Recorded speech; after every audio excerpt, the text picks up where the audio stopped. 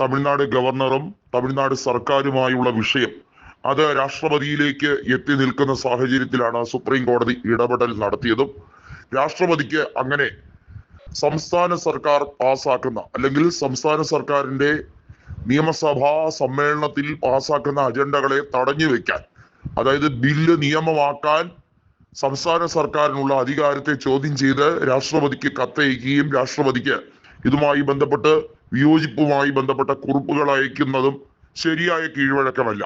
Governor RN രവിക്ക് മാത്രമല്ല, BJP ഇതര ഗവർണർമാർ, പ്രത്യേകിച്ചും BJP രാഷ്ട്രീയവുമായി ബന്ധപ്പെടാത്ത അല്ലെങ്കിൽ BJP ഭരിക്കാത്ത സംസ്ഥാനങ്ങളിൽ നരേന്ദ്രമോദിയും കേന്ദ്ര സർക്കാരും വൈരാഗ്യ ബുദ്ധിയോടെ ഗവർണർമാരെ നിയോഗിച്ച് അവിടുത്തെ സംസ്ഥാന സർക്കാരിന്റെ പദ്ധതികളെ അട്ടിമറിക്കാൻ ശ്രമിക്കുന്ന നീക്കങ്ങൾക്ക് സുപ്രീം കോടതിയാണ് തടസ്സം നിന്നത്.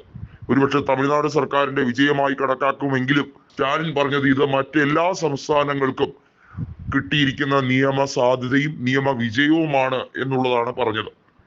ഇത് വലിയ തിരിച്ചടിയായി മാറിക്കഴിഞ്ഞു. നമുക്കറിയാം, ഇപ്പോഴത്തെ ഉപരാഷ്ട്രപതിയായിട്ടുള്ള CP രാധാകൃഷ്ണൻ മഹാരാഷ്ട്രയുടെ ഗവർണറായിരുന്നു. പല സംസ്ഥാനങ്ങളിലും BJP ഇതര സർക്കാർ ഭരിക്കുമ്പോൾ അവിടെ അട്ടിമറി നടത്താനും അവിടുത്തെ ഭരണം സ്തംഭിപ്പിക്കാൻ ഭീഷണി ഉയർത്തുന്നതും അല്ലെങ്കിൽ അവിടുത്തെ സർക്കാർ കൊണ്ടുവരുന്ന സുപ്രധാനപരമായ ബില്ലുകൾ അത് കേന്ദ്ര സർക്കാർ നയങ്ങൾക്ക് എതിരാണെങ്കിൽ, സംഘപരിവാർ നയങ്ങൾക്ക് എതിരാണെങ്കിൽ അതൊക്കെ ചോദ്യം ചെയ്യാനും ശ്രമിക്കുന്നത് ഗവർണർമാരുടെ ഒരു പതിവായി കഴിഞ്ഞ ഏറെക്കാലമായി നടന്നുകൊണ്ടിരിക്കുകയാണ്. ഇതിൽ എടുത്തു പറയേണ്ടത്, കേരളത്തിൽ പോലും നോക്കിയാൽ അറിയാം, ആരിഫ് മുഹമ്മദ് ഖാൻ നടത്തിയ ചില അതിക്രമങ്ങൾ, ചില നിയമപരമായിട്ടുള്ള വെല്ലുവിളികൾ സൃഷ്ടിക്കാൻ വേണ്ടി ശ്രമിക്കൽ, ഇതൊക്കെ നമ്മൾ കണ്ടതാണ്. RN രവി മാത്രമല്ല, പല സംസ്ഥാനങ്ങളിലും BJP ഇതര സർക്കാരുകളെ ഉപദ്രവിച്ചുകൊണ്ടിരുന്നു. ബംഗാൾ ഗവർണറായിരുന്ന ജഗദീപ് ധൻഖർ പിന്നീട് ഉപരാഷ്ട്രപതിയായതാണ്. അതുപോലെ തന്നെ ബംഗാളിലെ ഇപ്പോഴത്തെ ഗവർണറായ CV ആനന്ദ ബോസ് അവിടെ തകിടം മറിക്കാൻ ശ്രമിക്കുന്നു. ഇതെല്ലാം BJP ഇതര സർക്കാരുകളെ ചൂണ്ടിക്കാണിച്ചുകൊണ്ട്, അതല്ലെങ്കിൽ ഇന്ത്യ മുന്നണിയുടെ നേതൃത്വത്തിലുള്ള സർക്കാരിനെ ചൂണ്ടിക്കാണിച്ചുകൊണ്ടുള്ള സ്ഥിരം പല്ലവിയാണ്.